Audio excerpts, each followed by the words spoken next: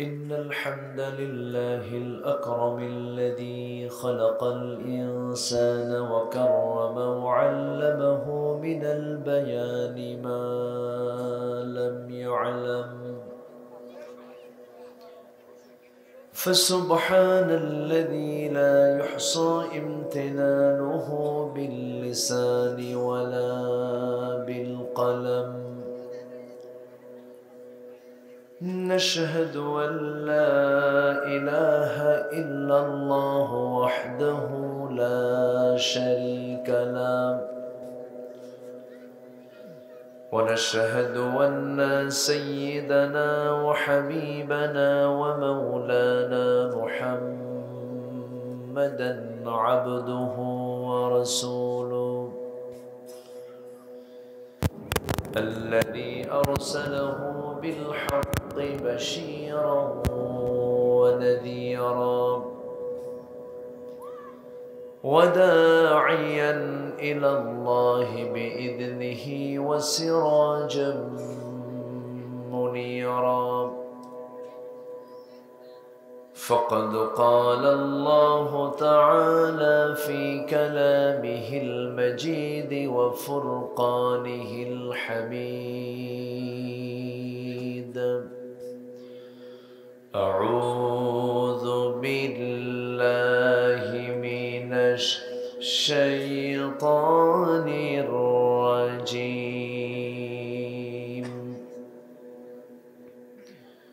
بسم الله الرحمن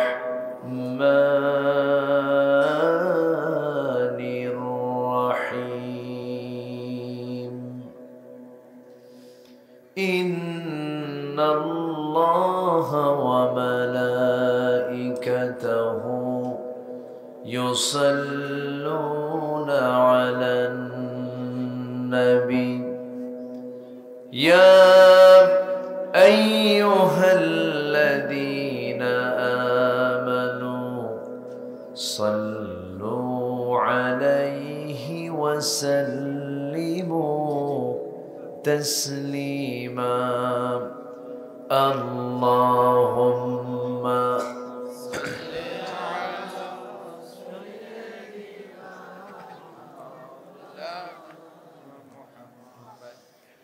وعلى آله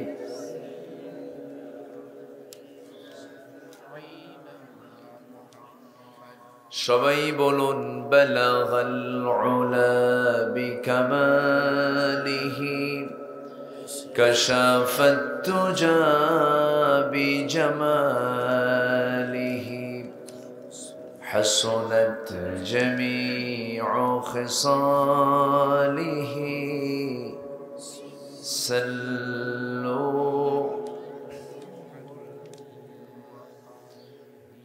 سراج الملة تمهي فخر دو عالم دلبار مولاه شريف الأنبياء نسخا كل أديان دغره بلغ العلا بكماله كشف التجى بجماله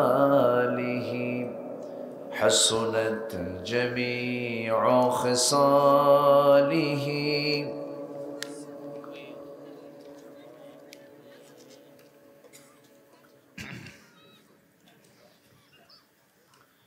মনটা যদি হইতো পুবাল হাওয়া, হইতো যদি শুভ্র কবুতর, মেঘের ডানায় পাঠিয়ে দিতাম মদিনারি পথে, যেথায় আমার প্রিয় নবী ঘুমাই নিরন্তর,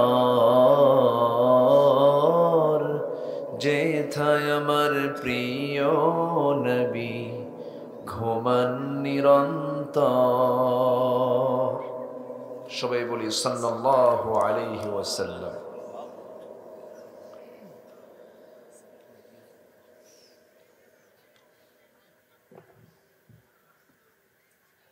যশোর জেলার, যশোর অঞ্চলের, খুলনা অঞ্চলের, ঝিনাইদহ জেলার সদর উপজেলার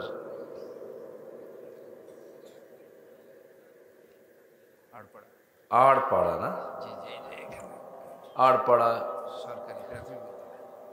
মাহফিল ইন্তেজামি কমিটি কর্তৃক আয়োজিত 3 দিন ব্যাপী তাফসীরুল কোরআন মাহফিলের সমাপনী দিবসের সম্মানিত সুযোগ্য সভাপতি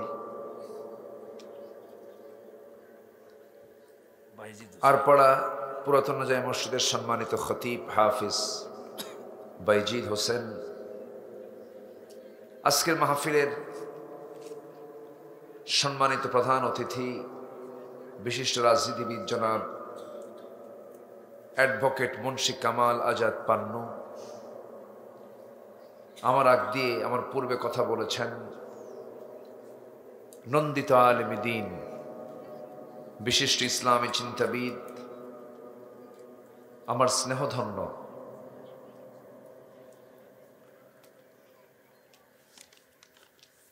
মুহতারাম জনাব মাওলানা রবিউল ইসলাম খুলনা, আজকের মাহফিল উপস্থিত এই সান্ধ্যকালীন অসংখ্য লোকের মাঝ থেকে বাছাই করে নেওয়া আমার আল্লাহ তাআলার কিছু পছন্দের বান্দাগণ, এবং আড়ালে বসে আছেন শ্রদ্ধেয়া সম্মানিতা মা বোনেরা। আলোচনার সূচনায় আনুষ্ঠানিকতার মধ্য দিয়ে আমার পক্ষ থেকে আবারও দিল খোলা সালাম, আসসালামু আলাইকুম ওয়া রাহমাতুল্লাহি ওয়া বারাকাতুহু। ওয়া আলাইকুমুস সালাম ওয়া রাহমাতুল্লাহি। সবাই কেমন আছেন? আলহামদুলিল্লাহ। আমাকে প্রশ্ন করলেন, আল্লাহ তাআলা আমাকে তো আপনার সাথী রেখেছেন, বলি আলহামদুলিল্লাহ। উঠতে আমি একটু তাড়াতাড়ি উঠে ফেলেছি এদেশের ট্রেডিশন অনুযায়ী। এদেশে মাহফিল এরকমও স্থান আছে আমার দেশে, প্রধান বক্তাকে উঠায় দেয় রাত 3:30টায় মাত্র, এরকমও আছে, আছে না? কোথায়? পাবনা আছে, রাজশাহী আছে, ময়মনসিংহ আছে, কিছু ঝিনাইদহতে নাই তা না, সাতক্ষীরাতেও কিছু আছে। একদম যিনি প্রধান বক্তা তিনি ঘুমন্ত জাতির সামনে ওয়াজ করেন। কি জাতির সামনে? ঘুমন্ত জাতির সামনে। তখন যিনি আলোচনা করেন তিনি তো আলোচনা করেন না, তিনি করেন হচ্ছে আলু সানা, আর ওয়াজ তো হয় না, হয় হলো আওয়াজ। কি হয়? আওয়াজ। মাহফিলের মূল সময় কিন্তু এটাই, মূলত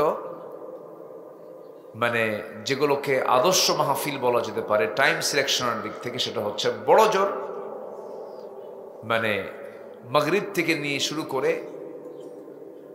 8টা থেকে 9টা এর মধ্যে যদি কোনো মাহফিল শেষ করা যায়, তাহলে ওই মাহফিল মানে সার্বিকভাবে, সার্বিক দিক থেকে একটি স্ট্যান্ডার্ড এবং অনুকরণীয়, অনুসরণীয় একটা আদর্শ মাহফিল বলা যেতে পারে।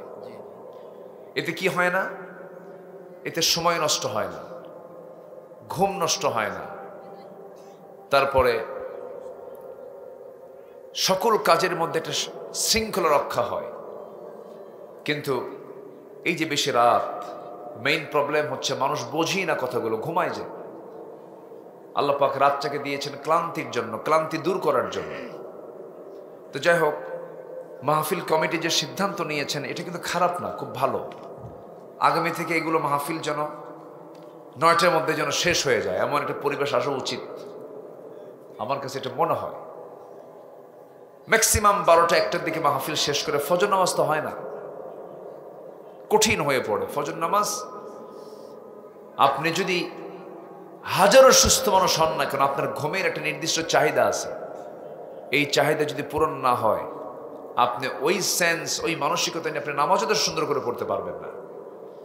এই জন্য একটা মানুষের জীবনের ধারাবাহিক শৃঙ্খলার জন্য সবকিছুর একটা সংস্কার করা উচিত, দরকার।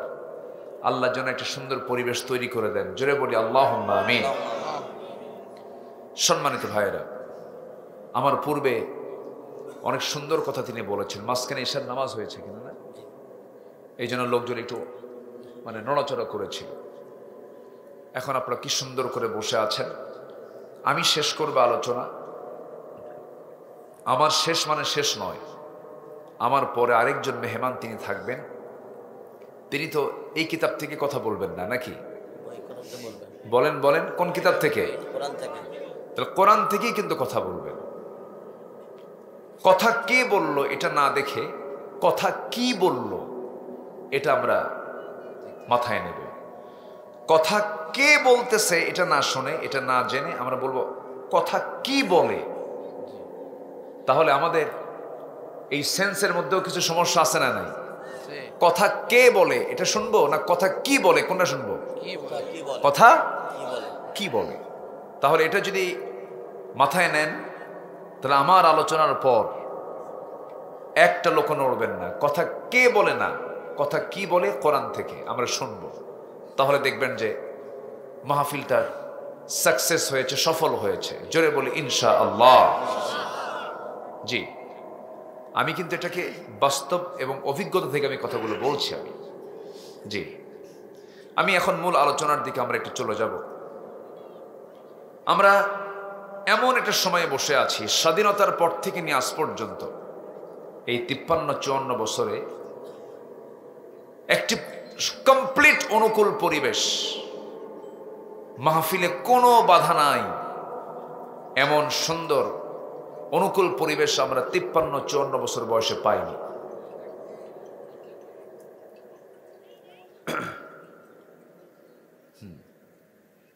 কই ওটার মালিক কোথায়? আপনি কি মালিক ওটার? কিছু কয় না তো। আপনি মালিক তো দেন, ভাইব্রেশন দিয়ে দেন অথবা রিংটোন অফ করে দেন। এতক্ষণ আগে কি করছেন?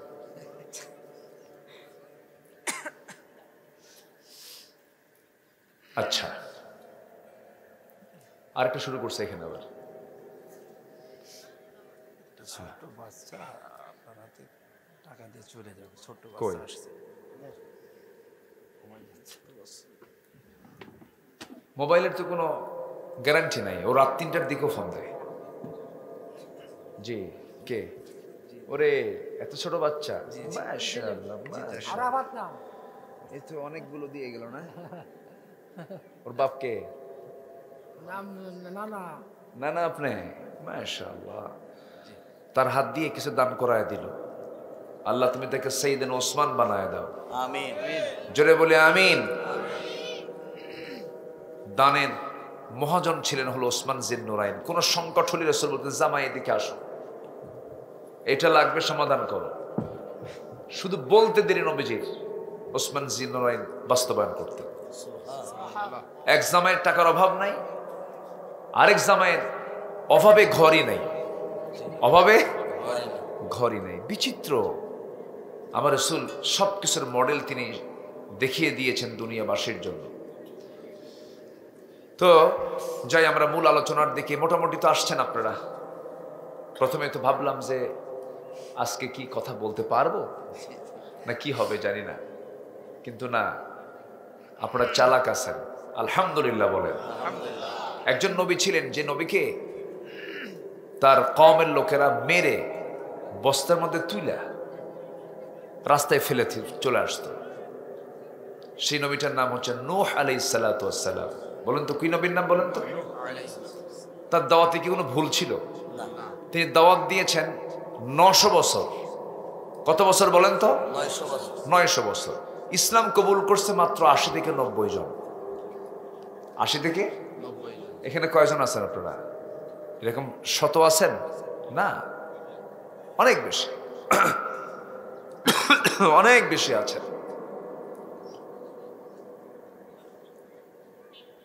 মাত্র 80 থেকে 90 জন। একজন নবীর দাওয়াত, তার দাওয়াত কিন্তু শুধু দিনে না। ইন্নী দাআউতু কওমি লাইলান ওয়া নাহারা, আমি আমার কওমকে দাওয়াত দিয়েছি দিনে রাতে 24 ঘন্টা। তাও ইসলাম কবুল করেনি। তো লোকজন কম বেশি, তারপরে মাহফিলের উপস্থিতি, এগুলো কোনো চিন্তার বিষয় না। আল্লাহ যেন এই মাহফিলকে কবুল করেন, আমিন। জোরে বলি আল্লাহুম্মা আমিন। আমাদের মূল টার্গেট হলো, আমাদের মূল যে লক্ষ্য সেটা হলো আমরা কাউকে সন্তুষ্ট করতে চাই না, আমরা সন্তুষ্ট করতে চাই কাকে? আল্লাহ। আল্লাহকে। আমার পূর্বে আমার স্নেহস্পদ রবিউল ইসলাম আগে খুব চিকন ছিল, বুঝলেন, গায়ে তেমন কিছু ছিল না। এখন যে কেমনে বাড়লো এত গোস্ত, বুঝলেন, বুঝে আসলো না। দৌড় মারতে গেলে তো পারবে না, খুব মুশকিল। স্বাস্থ্য একটু কমানো উচিত, বেশি হলে সমস্যা না। আমার তো সারা জীবন আগাগোড়া একই। আমার জীবনে আমি কখনো মনে হয় এই 20 বছর যাবত আমার ওজন একই আছে। আমার মাহফিল অঙ্গন প্রায় 25 থেকে 26 বছর চলে। এই কয়েক কেজি, তাও তো গোস্ত নাই, হাড় হাড্ডি কিছু আছে, এই নিয়েই চলি। আল্লাহ যেন সুস্থ রাখেন, জোরে বলি আল্লাহুম্মা আমিন। এই জিনাদাতে আমাকে মাহফিল করতে দেয়নি কিছু ফেরেশতারা, বোঝেন নাই? কত কি করেছে ওরা, চোখ তুলে নিয়েছে, হাত কেটে নিয়েছে, অনেক কিছুই করেছে, অনেক হুমকি ধামকি দিয়েছে। তো ফেরেশতারা কই এখন? আছে? কই ফেরেশতারা আছে? দেখা যায়? দেখা যায় না, দেখা যায় না। ফেরেশতাকেও দেখা যায় না, এদেরকেও দেখা যায়। এদের ফেরেশতা কইছে, ফেরেশতা দেখা যায় না।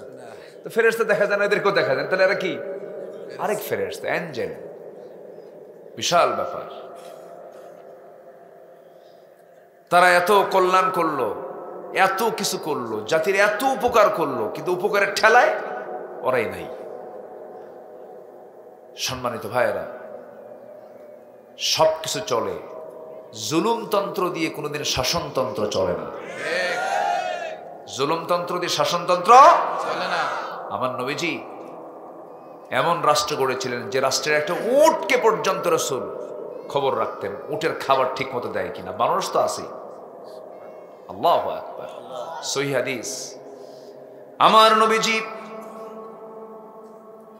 উটের সামনে দাঁড়ায় গেছেন, উট চোখের পানি ফেলে ফেলে কান্দে।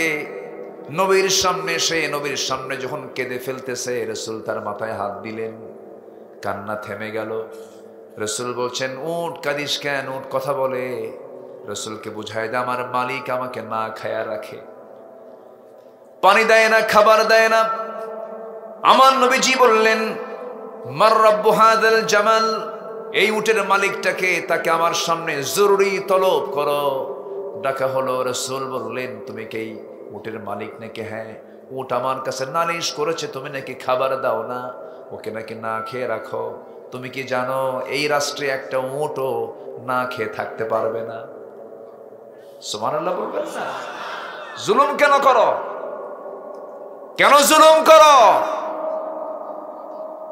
এই জুলুম শাহীরা 16 বছর শুধু জুলুম করেনি, অত্যাচারের স্টিম রোলার তারা চালিয়েছিল। ওরা করেছে অপকর্ম, জেল খেটেছে আলেম ওলামা, ঠিক কিনা? সব দায় তারা আলেমদের কাঁধে দিতে চেয়েছিল।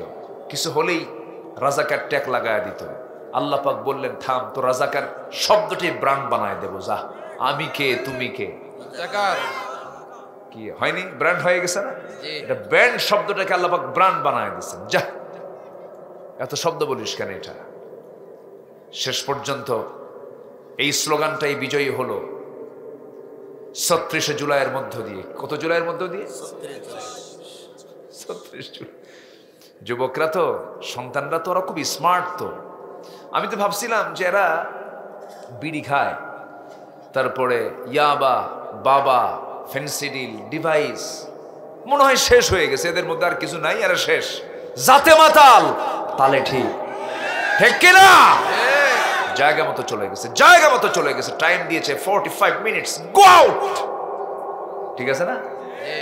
মাত্র 35 মিনিট, তাড়াতাড়ি বের হও। আমরা না খেয়ে আসি, দুপুরে গিয়ে তোমার জন্য বরাদ্দকৃত রান্না আমরা গিয়ে লাঞ্চ করব। লাঞ্চ করে নাই? করেছে। যুবকরা তোমরাই পারবে, তোমরা দেখিয়ে দিয়েছ। মাহফিলে যুবকরাই বেশি তো, মাহফিলে এখন সব যুবকরাই আসে, খুব ভালো ইতিবাচক দিক এটা। যে কোনো মাহফিলে গেলে যুবকরা ঘিরে ধরে আমাদের। আগে এটা ছিল না, আজ থেকে 15-16 বছর আগে এটা ছিল না, খুব কম ছিল।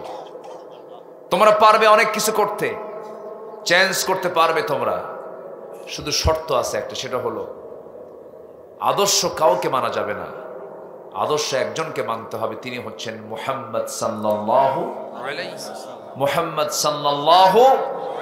আলাইহি ওয়াসাল্লাম। আল্লাহ রাব্বুল আলামিন বলেন, লাকাদ কানা লাকুম ফি রাসূলিল্লাহি উসওয়াতুন হাসানাতুন লিমান কানা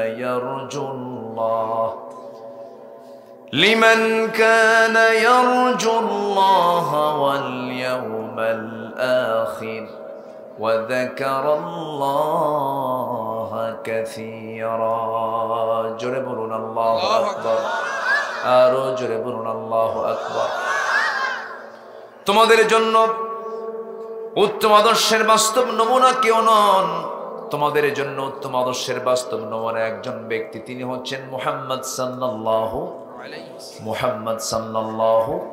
আলাইহি ওয়াসাল্লাম, যার জীবনে একটা কৌতুক কোনো মিথ্যা নাই, যার জীবনে কোনো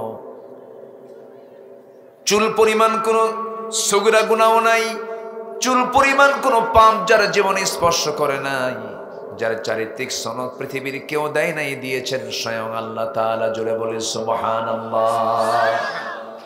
যারা পারেন ঠোঁট মিলিয়ে বলুন, নুন ওয়াল কলামি ওয়া মা ইয়াসতুরুন মা আনতা বিনি'মাতি রাব্বিকা বিমাজনুন ওয়া ইন্না লাকা লাআজরান গায়রা মামনুন ওয়া ইন্নাকা লাআলা খুলুকিন আযীম। জোরে বলুন আল্লাহু আকবার। তোমাদের জন্য উত্তম আদর্শের বাস্তব নমুনা কেউ না, একজন, তিনি হচ্ছেন মুহাম্মদ সাল্লাল্লাহু আলাইহি ওয়াসাল্লাম। অতএব আদর্শ যদি গ্রহণ করতে হয় কয়জনেরটা নেব বলেন, বলেন কয়জনেরটা? সেই মহান মানব, সেই মহামানব, সেই মহান ব্যক্তি, তিনি কে? মুহাম্মদ সাল্লাল্লাহু আলাইহি ওয়াসাল্লাম। তাকে আমরা জীবনের সব জায়গায় মানব। রাসূলকে শুধু এক জায়গায় মানলে কিন্তু মানা হয় না, রাসূলকে দাড়িতে মানব, রাসূলকে আতরে মানব, মিষ্টি খাওয়াতে মানব, কাইলুলায় মানব, জুব্বায় মানব, টুপিতে মানব, মানলাম,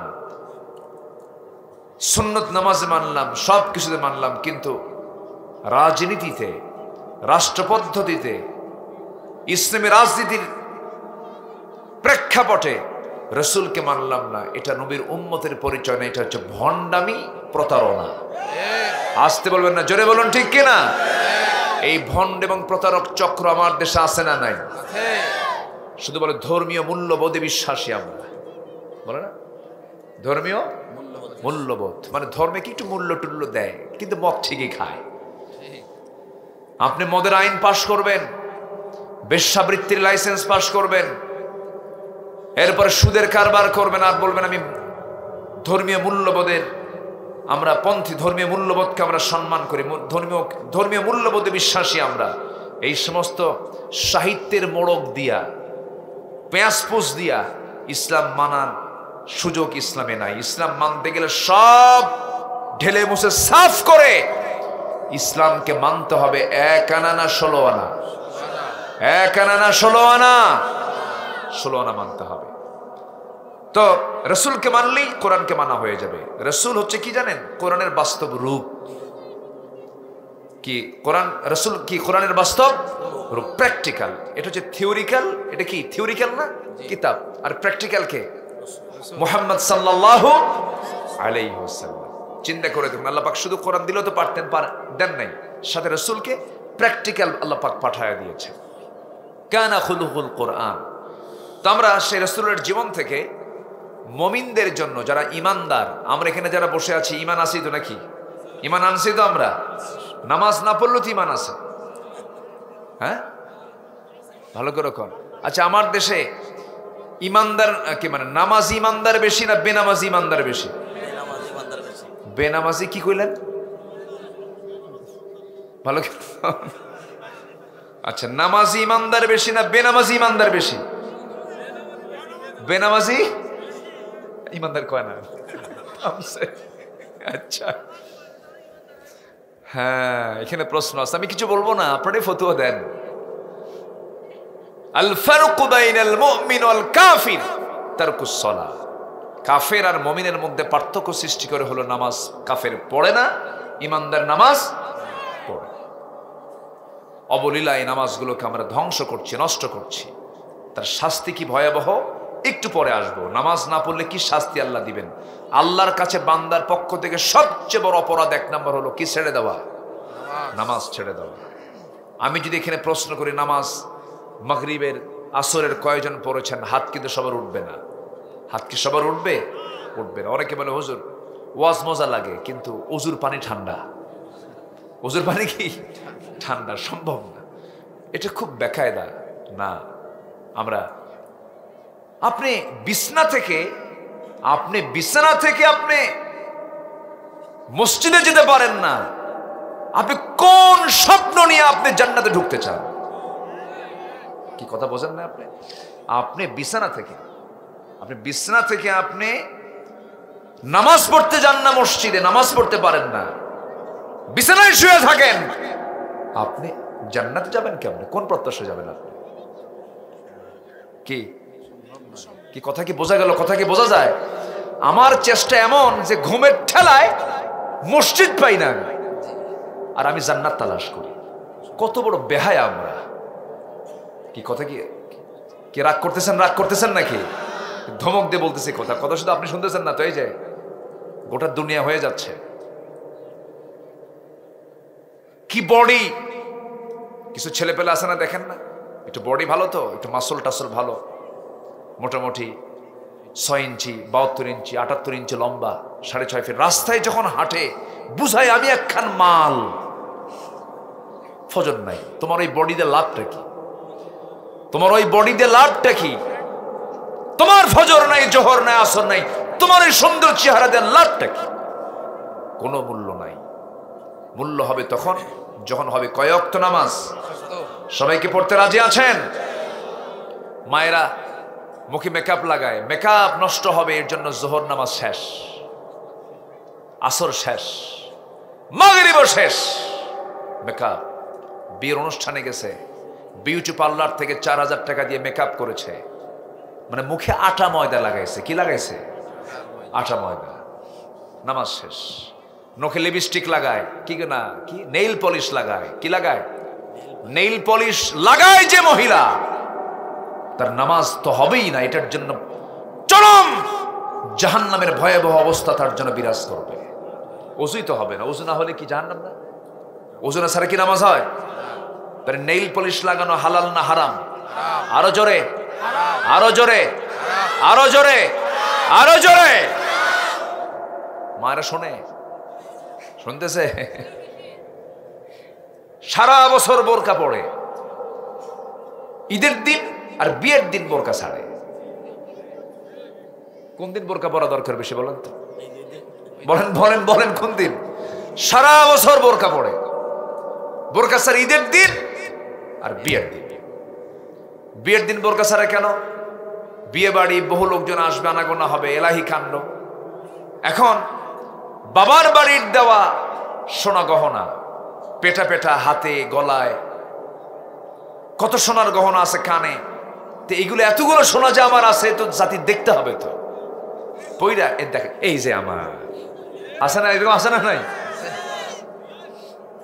মনে হয় খুব রাগের কথা বলতেছি মনে হয়। কি বলা দরকার আছে কিনা? হ্যাঁ,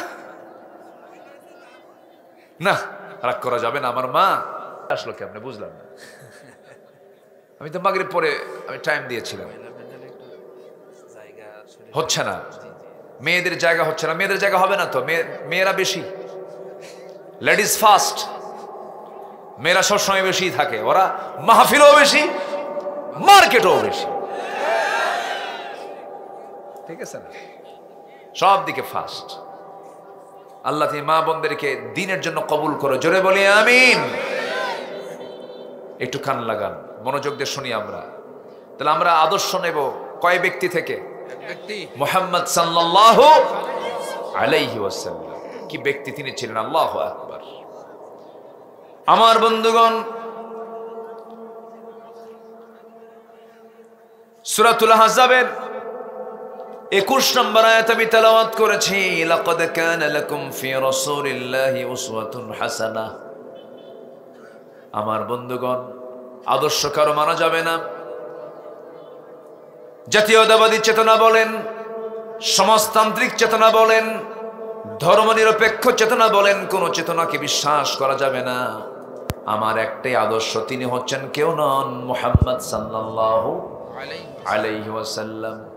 তার থেকে আমরা যদি কোনো অনুকরণে আদর্শ নিতে চাই, 15টা আদর্শ আজকে শিখে যাব। কয়টা আদর্শ বলেন? 15টা আদর্শ। 15 মিনিট আমি শেষ করার চেষ্টা করব, একটু কান লাগাবেন। আল্লাহ রাব্বুল আলামিন রাসূলকে যে আদর্শগুলো দিয়েছেন, এর মধ্যে 1 নম্বর আদর্শ হলো, রাসূল ছিলেন একজন শ্রেষ্ঠ দায়ী ছিলেন। তিনি মানুষকে দাওয়াত দিয়েছেন, সবাইকে দাওয়াত দিয়েছেন কার পথে? আমরা দাওয়াত দেওয়া শিখবো, জোরে বলি ইনশাআল্লাহ। কিসের দাওয়াত দেব? কার দিকে বলেন? আল্লাহ, নামাজের দিকে, আল্লাহর দিকে, দ্বীনের দিকে, জোরে বলি ইনশাআল্লাহ। আর কিছু কিছু লোক আছে দোকানে বসে বিড়ির দাওয়াত দেয়, বিড়ির দাওয়াত। এই লাগা, বিড়ি লাগা, কি আছে না নাই? এই যে আসতে নিয়ে দেখলাম তো এখানে মেলা বসছে না, আমার নজর গেছে ওই দিকে, দেখি তো কি করে, বিড়ি খাচ্ছে বসে বসে। তাহলে মাহফিল উপলক্ষে কি খাওয়া হচ্ছে ওখানে? বিড়ি খাচ্ছে। হাই রে, বিড়ির টান শীতকালে কমে না বাড়ে? বাড়ে। 2-1 টান টান দিয়ে 3 তলায় পাঠায় দিল, যাহ দুয়া। এই ওনার মনে হয় ধারণা হলো দুনিয়াটা বিড়ি খাওয়ার জায়গা, কিন্তু দুনিয়া তো বিড়ি খাওয়ার জায়গা নয়, গাঁজা খাওয়ার জায়গা নয়। এখানে কাজের জায়গা। কাজ করলে যত বেশি কাজ করব, আখিরাতে তত বড় পুরস্কার পেয়ে যাব আমরা। 1 নম্বর কাজ হলো আমার নবীজির জীবনের মানুষকে দাওয়াত দেওয়া, উত্তম পন্থায় দাওয়াত দেওয়া। রাসূল রাব্বুল আলামিন বলছেন, উদউ ইলা সাবিলি রাব্বিকা বিল হিকমাতি ওয়াল মাউইযাতিল হাসানাহ ওয়াজাদিলহুম বিল্লাতী হিয়া আহসান ইন্না রাব্বাকা হুয়া আ'লামু বিমান দাল্লা আন সাবিলিহি ওয়া হুয়া আ'লামু বিল মুহতাদিন। জোরে বলুন আল্লাহু আকবার। সূরাতুন নাহল আয়াত নাম্বার 125। আল্লাহ পাক তার রাসূলকে দাওয়াত দেওয়ার জন্য নির্দেশ দিয়েছেন। আমারও দায়িত্ব দাওয়াত দেওয়া, একে অপরকে দায়িত্ব দেওয়া। তবে সবার আগে দাওয়াত হবে বাইরে না ভিতরে? ভিতরে বউকে স্বামী দাওয়াত দেবে, আবার স্বামী বউকে দাওয়াত দেবে। স্বামীটা খারাপ, বউ সুন্দর করে বুঝাবে, আবার বউটা খারাপ, স্বামী সুন্দর করে বুঝাবে। সন্তানগুলো কথা শোনে না, তাদেরকে সুন্দর করে বুঝায় দেবে। এই দাওয়াতি কাজ করেছেন প্রথমেই মুহাম্মদ সাল্লাল্লাহু আলাইহি ওয়াসাল্লাম। আমার নবীজি জাবেলে নূর থেকে বের হয়ে যখন কোরআন নামক কিতাবটা নাজিল হলো তার উপরে, প্রথম 5টা আয়াতের ওহী, 5টা আয়াত যখন নাজিল হলো, সেই সূরাটার নাম হলো সূরাতুল আলাক। সূরাতুল আলাক। আলাক মানে কি বলেন? ঝুলন্ত। হ্যাঁ, ফাইন। এই কথা কে বললো? মাশাআল্লাহ, আধুনিক ব্যাখ্যা এটা। ঝুলন্ত আলাক। এটাকে শতাব্দীর পর শতাব্দী গবেষণা করে কেউ বের করতে পারেনি। অনেকে জমাট রক্ত বলেছেন, অনেকে অনেক প্রকার অর্থ করেছেন, কিন্তু এটা অনেকটা যোগ সদৃশ। কাদা মাটির একটা পিণ্ড, এরকম জাতীয় কাদার পিণ্ড বলা যায়, অথবা জোকের মতো দেখা যায়, এমন কিছু। এখান থেকে আল্লাহ পাক মানুষকে সৃষ্টি করেছেন। এটা একটা পুরোটা সায়েন্স, এটা এমব্রায়োলজি, ভ্রণতত্ত্ব। প্রথম ওহীটা নাজিল করেছেন আল্লাহ পাক, যার মধ্যে রেখেছেন সায়েন্সের ব্যাখ্যা, ভ্রণতত্ত্বের কথা বলেছেন। আল্লাহু আকবার বলেন। তাহলে বলুন তো, কোরআন কি শুধু ধর্মীয় কিতাব? না, সব আছে। প্রথম ওহীটাই হলো ভ্রণতত্ত্বের উপর। পৃথিবী বিখ্যাত একজন ভ্রণতত্ত্ববিদ ডক্টর কেইথ মুর, তিনি জানতেন না যে মানুষের জন্মটা হলো খলাকাল ইনসানা মিন আলাক, ঝুলন্ত থেকে, অর্থাৎ যোগ সদৃশ এমন কিছু একটা জমাট বাঁধা থেকে মানুষকে সৃষ্টি করা হয়েছে। তো ওনার সামনে যখন আলাক শব্দটা দেওয়া হলো, উনি এটাকে মাইক্রোস্কোপিক বিশ্লেষণে চলে গেলেন, অণুবীক্ষণ যন্ত্র দিয়ে গবেষণা করে দেখলেন না, কোরআন যে বলেছে যোগ সদৃশ, এটা শুরুটা হলো যোগ সদৃশ, যোগের মতোই দেখা যায়। জোরে বলি সুবহানাল্লাহ। কোরআন যা বলবে এটাই সত্য। কোরআনকে যে কেউ মিথ্যা প্রমাণ করতে আসবে ওরটাই মিথ্যা হবে, কোরআন কখনো মিথ্যা হবে না। জোরে বলি সুবহানাল্লাহ। সম্মানিত ভাইয়েরা, বহু সায়েন্টিফিক তথ্য আছে এ আকাশ নিয়ে, বহু কথা কোরআন আল্লাহ পাক বলে দিয়েছেন। সময় অল্প তো সব দিক থেকে একটু একটু করে আমি বলছি। সম্মানিত ভাইয়েরা, তাহলে আমরা দাওয়াত দেব রাসূলের অনুকরণে, আদর্শ মেনে। এক নাম্বার হলো মানুষকে দাওয়াত দেব। কাকে দাওয়াত দেব বলেন তো? কার পথে? আল্লাহর পথে। এই কাজটা সহজ নয়, রাসূল মার খেয়েছেন। রাসূলকে একদিন রুকুর ভিতরে উতবা, সাইবা, মুগিরা সব মিলে উটের পচা নারী ভুরি নবীর পিঠের উপরে চাপায় দিয়েছে। আমার নবীজি পচা নারী ভুরি নিয়ে জমিনে মুখ থুবড়ে পড়ে গেলেন। আমার নবীজির কলিজার টুকরা মেয়ে ফাতিমা এই দৃশ্য দেখে দৌড় মেরে এসে নবীর পিঠ থেকে সরায় দিয়ে কোনো মতো সেখান থেকে নিয়ে চলে আসলেন। আমার নবীজি বললেন, ও ফাতিমা, তুমি কি বলতে চাও? আব্বা লানত করুন। আমার নবীজি কখনো লানত করতেন না, কিন্তু সেই দিন বুখারীর বর্ণনা, সেই দিন তিনি 7 জন কাফেরের নাম ধরে, এর মধ্যে আবু জেহেলও ছিল, আমার রাসূল 7 জনের নাম ধরে আল্লাহ পাকের দরবারে তিনি বদদোয়া করেছিলেন, লানতের বদদোয়া করেছিলেন। যে 7 জনের নাম নিয়েছেন সবগুলো বদর যুদ্ধের দিন, সবগুলো দুনিয়া থেকে বিদায় হয়ে বদর কূপের মধ্যে তাদেরকে ফেলে দেওয়া হয়। আমার ভাইয়েরা, দাওয়াতি কাজ হচ্ছে 1 নাম্বার। নাম্বার 2 হলো সাহসী হব আমরা। আমার নবীজি ভীরু ছিলেন না সাহসী ছিলেন? আসতে বলেন না, ভীরু ছিলেন না সাহসী ছিলেন? আমরাও সাহসী হব, জোরে বলি ইনশাআল্লাহ। ফাসদা বিমা তু'মারু ওয়া আ'রিদ আনিল মুশরিকিন। হে রাসূল, আপনি কাউকে পরোয়া করবেন না, আপনি তাদেরকে প্রকাশ্যে শোনায় দেন, মুশরিকদেরকে এড়িয়ে চলুন, আর দোয়া করুন, রব্বানা আফরিগ আলাইনা সাবরান ওয়া থাব্বিত আকদামানা ফানসুরনা আলাল কওমিল কাফিরিন। জোরে বলুন আল্লাহু আকবার। আমার বন্ধুগণ, আমার ভাইরা, 1 নাম্বার শুনলাম আমরা দাওয়াত দেব, মানুষকে আমরা দায়ী হব। নাম্বার 2 হলো সাহসী হব আমরা। নাম্বার 3 হলো ধৈর্য ধারণ করতে হবে। বলুন তো সবাই, ব্যবসা আগে না ধৈর্য আগে? বলেন, বিয়ে আগে না ধৈর্য আগে? হ্যাঁ, ধৈর্য আগে। দেখেন না, মাঝে মাঝে আমাদের ফোন আসে, ফোন দেয় হুজুর।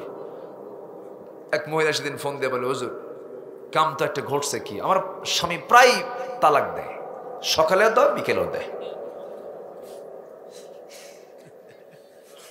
ঠিক আছে না? তাহলে তালাক দেয় কয় বেলা? 2 বেলা। তালাক হয় কয়বারে? কি এক বেলায় হয় না? এক চুটিতে হয়ে যায়। তাহলে আমার স্বামী সকালেও দেয় বিকেলেও দেয়, হুজুর আমি কি আছি না নাই? কি কবে? এরকম বহু বেকুব কিন্তু আছে। আসতে বলবেন না, আছে না নাই? আচ্ছা, ধৈর্য নাই। কি নাই? ধৈর্য নাই। সবার আগে ধৈর্য আনতে হবে। দাওয়াত দিবেন, ধৈর্য লাগবে। কাজ করবেন, ধৈর্য লাগবে। ব্যবসা করবেন, ধৈর্য লাগবে। মাহফিলে বসে আছেন, কি লাগবে? ধৈর্য লাগবে। ধৈর্য ছাড়া কিছু হয় না। বাপ হবেন, ধৈর্য লাগবে। মা হবেন, ধৈর্য লাগবে। সন্তানদের ডিস্টার্ব আছে না নাই? আমার ছেলে একটা হাফেজ হয়েছে, শুনানি দিচ্ছে, হাফেজ হওয়ার পর শুনানি দিচ্ছে, যাচ্ছে না মাদ্রাসা। আজকে বিকেলের কথা। বললাম আব্বু যাও। কি বুঝতেছেন কিছু? বুঝতেছেন তো? ধরছে বাঁকা, যায় না। তো আপনি বললাম শোনে না, তুমি বললাম তাও শোনে না। শেষে কি কব? বলেন, শাসন করতে হয় না? ইচ্ছার বিরুদ্ধে হলেও কিছু ধমক দিলাম, বলে দিলাম হুব্বু ফিল্লাহ বুগদু ফিল্লাহ, মান আহাব্বা লিল্লাহ ওয়া বাগাদা লিল্লাহ। কাউকে ভালোবাসবো আল্লাহর জন্য, কাউকে ভালোবাসবো না আল্লাহর জন্য। আব্বু আমি তোমাকে ভালোবাসি আল্লাহর জন্য, আবার তোমাকে ভালোবাসবো না আমি আল্লাহর জন্য। কারণ কোরআন শিখে যে ভুলে যাবে, কিয়ামতের দিন আল্লাহ পাক তাকে গোশত ছাড়া হাড় হাড্ডি নিয়ে শুধু তুলবেন কিয়ামতের দিন। নাউজুবিল্লাহ বলবেন না?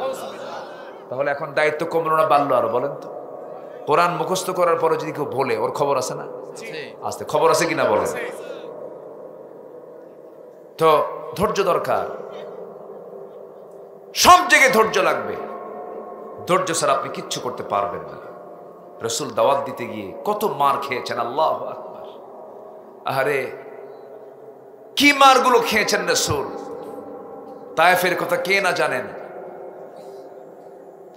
13টা বছর শুধু মায়েরই খাইছেন, মাথা থেকে পা পর্যন্ত শুধু দাগ, শুধু দাগ। কপালে একটা দাগ ছিল, গালে একটা দাগ ছিল, এবং শেষ জীবনে রাসূল দাঁত ভাঙ্গা নিয়ে দুনিয়া থেকে বিদায় নিয়েছেন। আমার নবীজির কোমরটা কুঁজো হয়ে গিয়েছিল। 4 দিন ধরে কোদাল মারতে মারতে মারতে মারতে খন্দকের পরীক্ষা খনন শেষ হয় না, খাবার নাই। রাসূল শেষ পর্যন্ত পেটে পাথর বেঁধে, তাও হলো না। ওই যে কোমর কুঁজো হয়ে গেছে, বাকি জীবনে নবীজির মুখের দাঁত নাই আর কোমর নাই। আল্লাহু আকবার বলবেন না? এত কষ্টে এসেছে ইসলাম। নবীজির কি মার্জিত আচরণ, কত কঠোর মানুষ, ভালো হয়ে গেছে। ওমর কি নরম মানুষ ছিলেন? বলেন, রাসূলকে মারার সিদ্ধান্ত কেউ নিতে পারে নাই। কে বলেছে আগে বলেন তো? ওমর। মারতে পারছে কিসের জন্য? ইন্নাল্লাযীনা ইয়াতলুনা কিতাবাল্লাহ। উনি যখন কোরআনের ছাত্র হয়ে গেছেন আর পারলেন না। আরে আমি কাকে মারতে যাই না, এই লোক তো মহান মানুষ। আল্লাহু আকবার বল। সম্মানিত ভাইয়েরা, আমার নবীর সামনে এক সাহাবী কান্দে, চোখের পানি ফেলে ফেলে কাঁদতেছে। আমার নবী যে বললেন, সাহাবী কান্দো কেন? সাহাবী বলেন, হুজুর আমি কাঁদতাম না, কিন্তু আমার দিলটা ইসলাম গ্রহণের পর নরম হয়ে গেছে, এখন আমি কাঁদি। যে লোকটার চোখে পানি আসে সেই লোকটা বড় ভাগ্যবান, কারণ এই পৃথিবী মার পেট থেকে আসার পর প্রথম ভাষা আমার হাসি না কান্না। ওটাই হলো আসল ভাষা। দুনিয়ার ভাষা হলো কান্না, দুনিয়ার ভাষা হাসা নয়। দুনিয়ার ভাষা কি বলেন তো? কান্না। যে যত কাঁদবে দুনিয়াতে সে তত হাসবে জান্নাতে। জোরে বলে সুবহানাল্লাহ। কিন্তু সেই কান্দাটা কাঁদবো কার কাছে? আসতে বলবেন না, কার কাছে? যুবকরা, টাইম লস করা যাবে না, ফুসকা খাওয়ানো যাবে না কোনো প্রেমিকাকে, বুঝলা? এগুলো লস। ওই যে লেখা আছে ওখানে ফুসকা হাউস, কি হাউস? আমি আসতে নিয়ে দেখলাম তো লেখা আছে ফুসকা হাউস। ছোট ছোট এখন কিছু রিসোর্ট বের হয়েছে, রিসোর্ট গ্রামে গঞ্জে হোটেল বসে, জোড়ায় জোড়ায় বসার জন্য ব্যবস্থাও করে দেয়। পর্দার সহিত প্রেম চলে। কিসের সহিত? পর্দার সহিত। এগুলো আগুন দিয়ে জ্বালান দরকার। এগুলো আসতে কোন কেন? ঠিক কিনা? আপনার মেয়ের চরিত্র করে ধ্বংস হতে পারে। কি ঠিক আছে না? কিসের সহিত প্রেম চলে? পর্দার সহিত। মানে যে কেউ যেন না দেখে, শুধু ওরা ওরা দেখবে। আহারে, এগুলোর জন্য কাঁদা যাবে না। গার্লস স্কুলের সামনে যাই ইতিমের মতো সিট হয়ে বসে দেখো না, ওগুলো লস। ফুসকা সুরি ফিতা যা কিনে দেবে সব লস প্রজেক্ট। বিয়ার আগে প্রেম করবে, সব প্রেম বিয়ার আগে হয়ে যাবে, বিয়ার পরে আর প্রেম থাকবে না, খালি কিলাকিলি হবে, কিলাকিলি। মজা পাবা না, শান্তি পাবা না। এগুলো বাদ দাও। বাদ দিয়ে কাঁদতে যখন হবে, সেজদায় পড়ে, বালিশে না, সেজদায় পড়ে কাঁদো। কার কাছে? এটা লাভ। এটা কি লাভ? জাহান্নাম 7টা আল্লাহ পাক নিভাইয়া দিবেন তোমার চোখের পানি দিয়ে। না আমার ওই জায়গায় বিয়ে দাও, আছে না এখন তো পাগল গুলো, এগুলো সব। যার জন্য তুমি এত চিন্তা করো, ও তো তোমার জন্য অত চিন্তা করবেই না। মরে যাবা তুমি, তোমার সুন্দরী বউ 3 মাসও পার হবে না আরেক জায়গায় বিয়ে বসবে। বিয়ে বসে কবে, আব্বা তোমার ভালোই করছো, আগের স্বামীর সাথে এই স্বামী আরো ভালো। কি ঠিক না? এগুলো কিচ্ছু না, সব ভুয়া এগুলো সব। কে বলছে বউ আপন? কে বলছে ছেলে মেয়ে আপন? কে বলেছে আমার আব্বা আম্মা আপন? কেউ আমার আপন না। মূলত আমার আপন কে? আসতে বলবেন না কে? ক্ষণিকের মায়া মমতা। এখনই মরেন, 24 ঘন্টা পার হতে দেবে না। ছেলে বলবে তাড়াতাড়ি কবর দাও, কি ঠিক আছে না? কবর দিয়ে 7 দিন পার হতে দেবে না, জমি নিয়ে লাগবে মারামারি। আসতে কন কেন? বন্ধু কে আমার? বন্ধু আমার কেউ না। অতএব কারোর জন্য কান্দেও লাভ নাই। কাঁদবো কার কাছে? আমরা আল্লাহর কাছে। আমি কিন্তু আক্ষরিক অর্থে কথাগুলো বলছি, আবার মন খারাপ করেন না। আব্বা আম্মার দাম আছে, সন্তানদেরও দাম আছে, বউ বাচ্চারও দাম আছে, কিন্তু বুঝাচ্ছি যে আসল বন্ধু আমার কেউ না। আমার আসল বন্ধু কে? আল্লাহ। আমরা আল্লাহকে টাইম দেব সবার আগে। জোরে বলি ইনশাআল্লাহ। আমার নবীজির এক সাহাবী কান্দে। নবী বলছেন তুমি কান্দো কেন? হুজুর আমি আগে কান্দি নাই তো, দিন গ্রহণ করেছে আমার কান্না শুরু হয়ে গেছে। তুমি কান্দো কেন? সাহাবী বলছেন হুজুর কান্না করার কারণ হলো যেদিন আমি ঈমান এনেছি সেদিন থেকে আমার দিলটা নরম হয়ে গেছে, আমি আর কান্না ছাড়া থাকি না। কেন, কি হয়েছে? ঘুম হয় না কেন? হুজুর আমি এমন একটা বড় অপরাধ করে ফেলেছি যে বড় অপরাধের বড় অনুশোচনা হচ্ছে। রাসূল বলছেন তোমার সব গুনাহ মাফ হয়েছে। রাসূল বলছেন তোমার সব গুনাহ মাফ হয়েছে। সাহাবী বলছেন হুজুর সব গুনাহ মাফ হলো, আমার মনে হয় একটা গুনাহ মাফ হবে না। কেন? পরিকল্পিত হত্যা করছে একজনকে। কেমনে? কারে? মেয়েকে মারছি আমি, বাপ। চিন্তা করছেন আপনি? আমি বাপ হয়ে মেয়েকে মেরেছি, আমাকে আল্লাহ রাব্বুল আলামিন মাফ করবেন না কেন? কেমন করে মেরেছে বলো হুজুর? সন্তানটা আমার স্ত্রী গর্ভে আসলো, বললাম যাও নিয়ে যাও বাবার বাড়ি, ছেলে হলে নিয়ে আসবা, মেয়ে হলে জীবন্ত পুঁতে হত্যা করে এরপরে আসবা। এই অর্ডার দিলাম, চলে গেছে বউ আমার। সন্তান ডেলিভারির দিন আমাকে জানানো হলো সন্তানটা মৃত হয়েছে। মৃত সন্তান নিউজ আমার কানে দিয়া, সন্তান হয়েছে মেয়ে। পাশের ঘরে দিয়ে সন্তানটাকে ধীরে ধীরে বড় করতে লাগলো। আমি জানি না 6 বছর পূর্ণ হলো, একদিন হঠাৎ করে আমার চোখের সামনে সন্তানটা ছিটকে এসে পড়ছে আমার কাছে। আমার মতো চোখ হাত পা দেখে চট করে ধরলাম, ধরে বলছে মা রে তোকে চেনা চেনা লাগে, চল তোর জায়গা মতো নিয়ে যাই। নিয়ে গেছে। বউকে বলছে বউ দেখো তো সন্তানটা কার? বউ থরথর করে কাঁপি।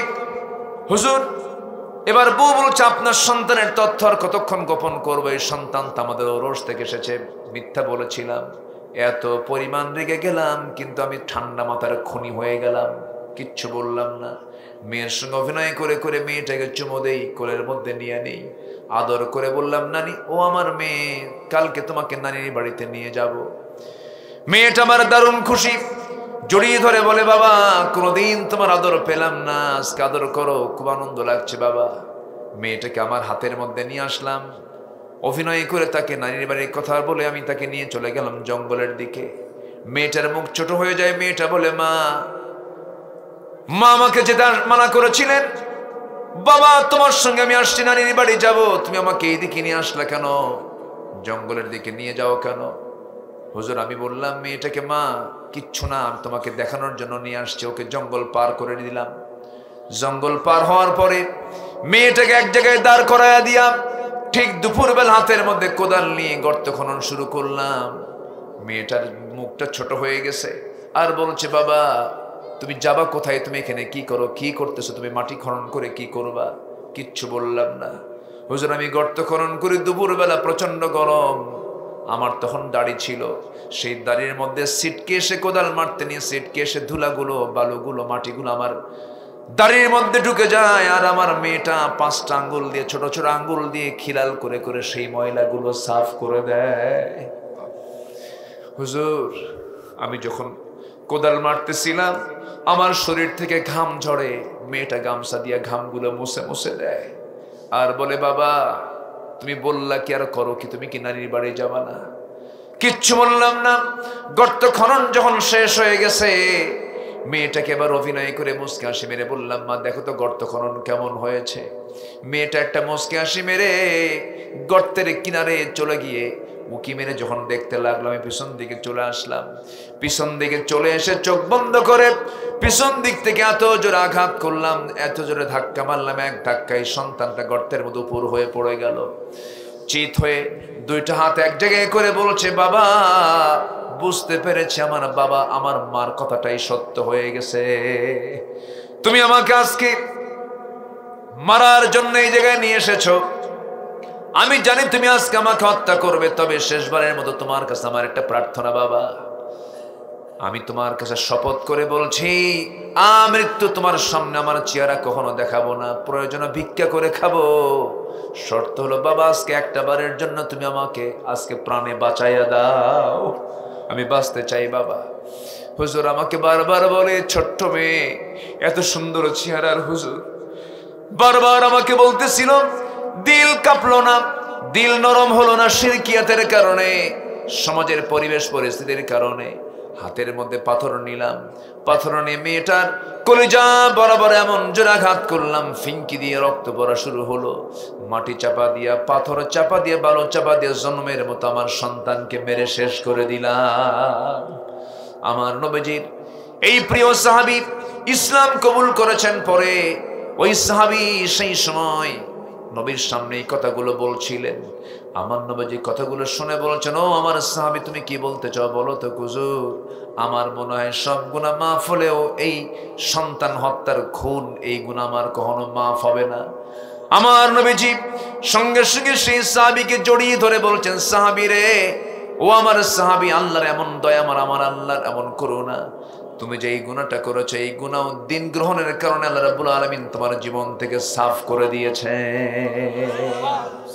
আমার বন্ধুগণ, আমার ভাইরা, এমন অসভ্য জাতিকে যদি ভালো করতে পারেন অন্য কিছু দিয়া নয়, একমাত্র কি দিয়া? আসতে বলবেন না, কি দিয়া? আমাদের সামনে কোরআনও আছে, হাদিসও আছে, এই দুটাকে সামনে রেখে আমরা চলবো, আমাদের কিসমত ভালো হয়ে যাবে, আমাদের জান্নাতের রাস্তা ক্লিয়ার হয়ে যাবে। আল্লাহ কবুল করুন, আল্লাহ কবুল করুন। সব নেতৃত্ব আমরা বাদ দেব, যে নেতৃত্বে নামাজ নাই, যে নেতৃত্বে কোরআন নাই, যে নেতৃত্বে ইসলাম নাই, যে নেতৃত্বে ইসলাম কায়েমের কোনো কথা নাই, যে নেতা নামাজের কথা বলে না, যে নেতা দ্বীনের কথা বলে না, যে নেতা দুনিয়ার কথা বলে, আখিরাতের বক্তব্য দেয় না, ওই নেতৃস্থানীয় ব্যক্তিবর্গকে আমার মানার কোনো ঠেকা পড়ে নাই। ওই সমস্ত নেতৃত্বের মুখে আমরা জুতা মারি, থুতু মারি। সম্মানিত ভাইয়েরা, সব দেখেছি আমরা, সব দেখা শেষ। 25 বছর কেউ, 16 বছর কেউ চালিয়েছেন দেশ, কেউ 9 বছর চালিয়েছেন, কেয়ারটেকাররা কয়েক বছর চালাইছেন, সব দেখা শেষ। মুসলমান ঘরের সন্তান কিন্তু ইসলাম চায় নাই সরকারে, ঠিক কিনা? ইসলাম তারা চায় নাই যে রাষ্ট্রীয় পর্যায়ে ইসলামটা আসুক, এটা তারা চায় নাই। অতএব যেহেতু ওরা চায় নাই, যারা চায় আমরা সেই পক্ষে কাজ করব। আস্তে কন কেন, জোরে বলেন ঠিক কিনা? সব দেখা শেষ, আগামীর দেশ হবে কোরআনের দেশ, ইসলামের দেশ। রাজি আছেন কারা কারা? হাত উঁচু করে দেখান।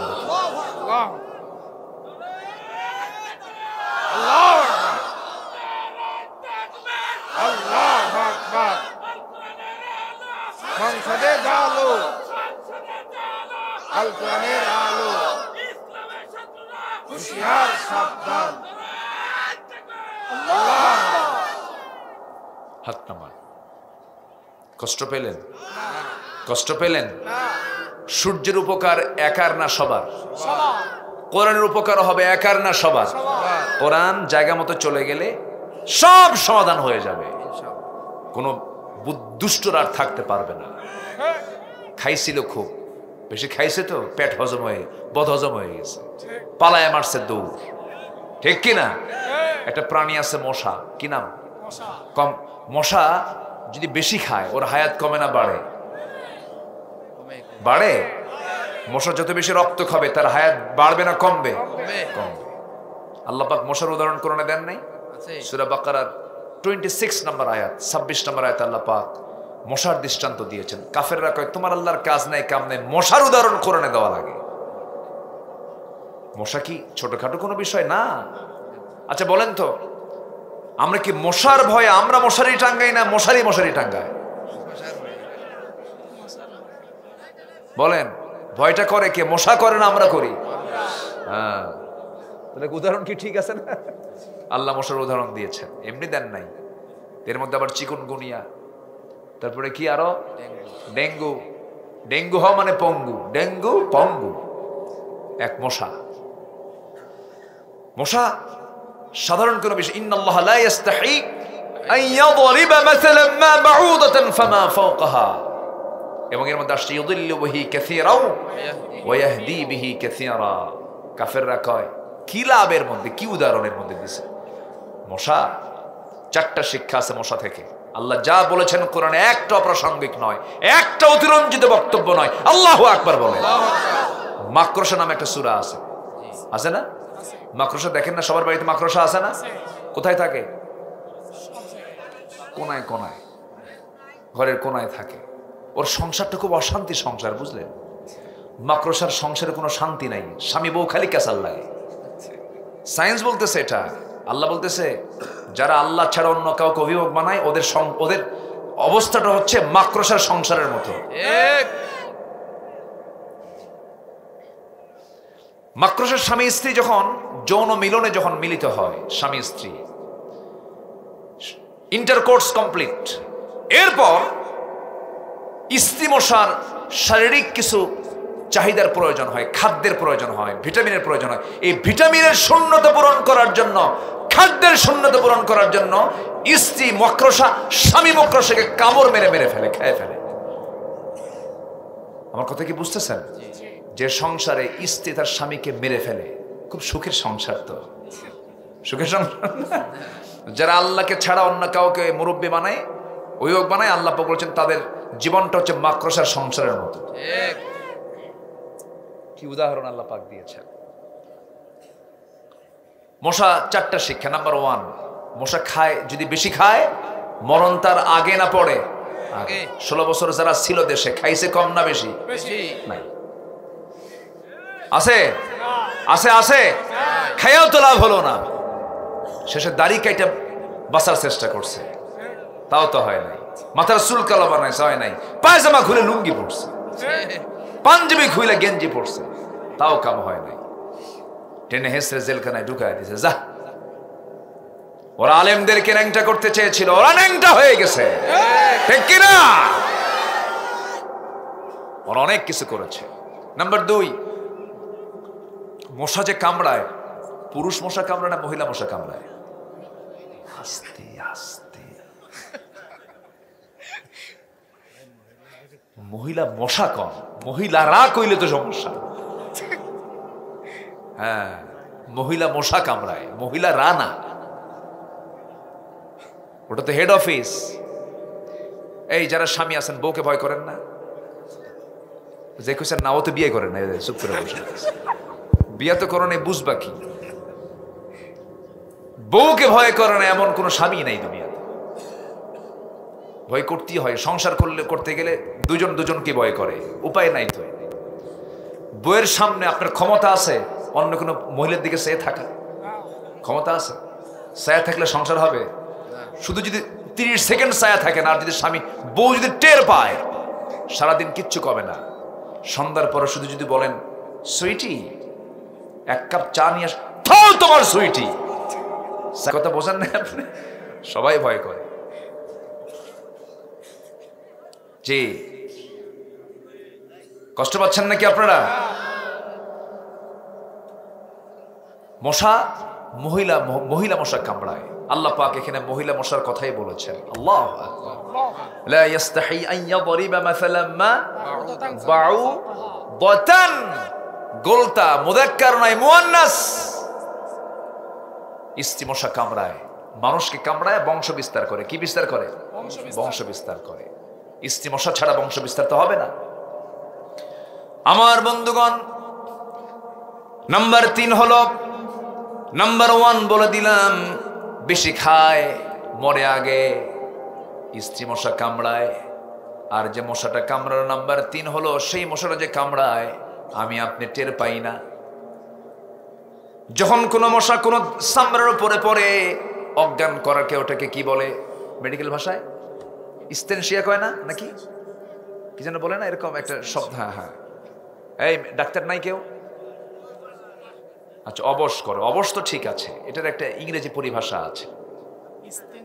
হ্যাঁ, আচ্ছা, ওই যেটুকু জায়গায় সে হুল ফুটাবে ওই জায়গায় সে আগে মেডিসিন দেয়। তুই সলিমুদ্দিন টের পাবি কেমনে, তোর আগে খায়া ফেলো না। আল্লাহু আকবার বলবেন না। চতুর্দিকে অবশ করে, অপারেশনে যেন অবশ করে ওরকম অবশ করে এরপরে হুল ফুটায় দেয়, খায়। আমার বন্ধুগণ, শীতের রাতে শুয়ে পড়েছেন, গোটা ঘর তালাশ করে দেখলেন একটা মশাও নাই, কিন্তু আপনি ঘুমিয়ে পড়েছেন, লাইটটা বন্ধ করা মাত্রই কিছু মশা চলে আসছে কানের কাছে, এসে সারে গামা পাধা নিশা কি ঠিক আছে না, শুরু হয়ে গেছে, ভনভন শুরু হয়েছে। এই যে মাছি, এই যে মশাটা যে ভনভন করছে, তার পাখাটা নড়াচ্ছে। সায়েন্স বলতেছে প্রতি সেকেন্ডে মশা তার পাখা ঝাপটাই হলো 500 থেকে 600 বার। পৃথিবীতে কোনো উন্নত মেশিন আজ পর্যন্ত এরকম মেশিন তৈরি হয়নি যে এত দ্রুত কোনো কিছু নড়তে পারে। আল্লাহু আকবার বলে। মশা সর্বশেষ হলো, মশার কামড় খায়া মরছে, মাথার মধ্যে ঢুকছিল মশা। কার? বলেন কার? সম্মানিত ভাইয়েরা, আমরা যেখানেই চলি না কেন আমরা হুকুম মেনে চলবো কার? সবাইকে 5 ওয়াক্ত নামাজ পড়তে রাজি আছেন? একটু হাত তুলে দেখান তো দেখি, জোরে বলি ইয়া আল্লাহ। আমাদেরকে 5 ওয়াক্ত সালাত আদায় করার তৌফিক তুমি আল্লাহ দিয়া দাও। জোরে বলি আমিন, আরো জোরে আমিন। হাত নামান। বাড়িতে মা বোনদের পর্দার দরকার আছে না নাই? হ্যাঁ, একজন স্ত্রী যদি, একজন মহিলা যদি ভালো হয়, 4 পুরুষ ভালো হয়ে যায়। কয় পুরুষ? স্বামী ভালো হয়, ভাই ভালো হয়, ছেলে ভালো হয়, বাবা ভালো হয়ে যায়।